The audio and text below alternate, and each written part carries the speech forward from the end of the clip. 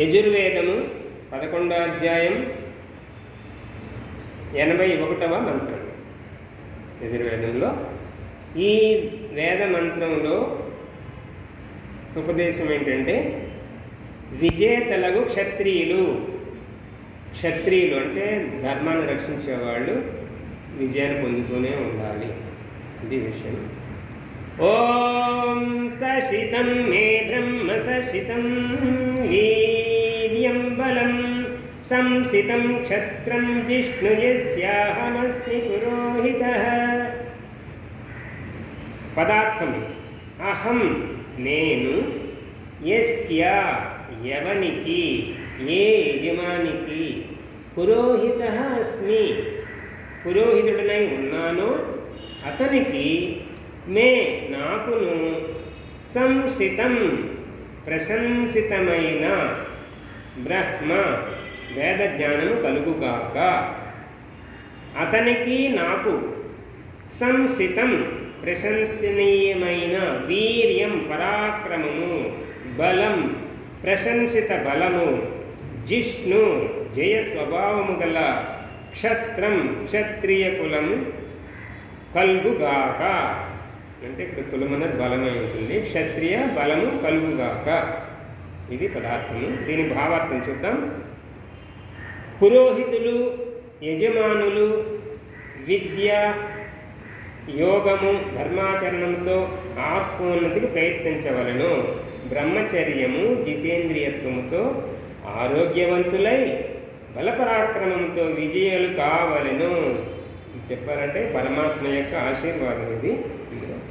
ఏం చెప్తున్నాడు పరమాత్మ? పురోహితులు అంటే ఎవరు?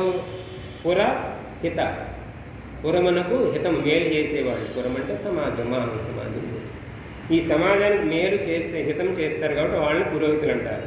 నిజమైన పురోహితులు వాళ్ళు.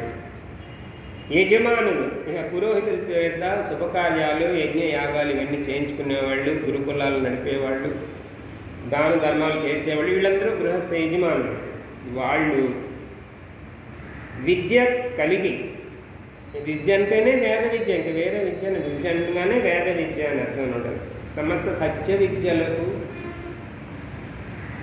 మూలమైనటువంటి సమస్త ధర్మములకు సమస్త విద్యలకు మూలమైనటువంటి వేదము సమస్త సత్య విద్యల గ్రంథము. వేదము సమస్త సత్య విద్యల గ్రంథము. సమస్తం అని ఎప్పుడైనామో ఇంక వేదమే విద్య అంటే. యోగం అంటే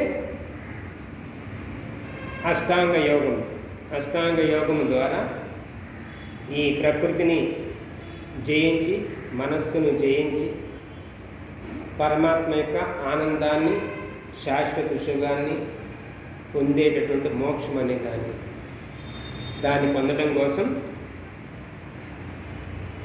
ధర్మాచరణముతో ధర్మమును ఆచరిస్తూ మానవ ధర్మాన్ని ఆచరిస్తూ ఆత్మోన్నతికి ప్రయత్నించాలి. ఇది ఇందులో చెప్పింది. దీనికి బ్రహ్మచర్యము జితేంద్రియత్వము, బ్రహ్మచర్యమును పాటిస్తూ ఇంద్రియాలను జయించి ఆరోగ్యవంతులై బలపరాక్రమను పెంచుకుని విజయులు కావాలి. క్షత్రియులు అనగానే, క్షత్రియులంటేనే ధర్మాన్ని కాపాడేవాడు, అధర్మాన్ని నశింపజేసేవాడు. ఈ క్షత్రియులకు ఏం కావాలి? దేశాన్ని కాపాడాలి, ధర్మాన్ని కాపాడాలంటే బలము కావాలి, క్షాత్ర బలం కావాలంటే బ్రహ్మచర్య సాధన ఉండాలి. పరాక్రమం పెరగాలంటే ఇంద్రియాలకి లోను కాకుండా బలాన్ని పెంచుకోవాలి. అటువంటి క్షత్రియులు దేశానికి సమాజానికి ధర్మరక్షణకు కావలసి ఉంటుంది. కాబట్టి పరమాత్మ వీళ్ళని విజేతలకు క్షత్రియులకు ఆ రకంగా ఉంటూ అపజయాన్ని కలగకుండా విజేతలు కావాలి అనేది ఈ మంత్రం యొక్క ఉద్దేశం. ఓం ఇతి శం.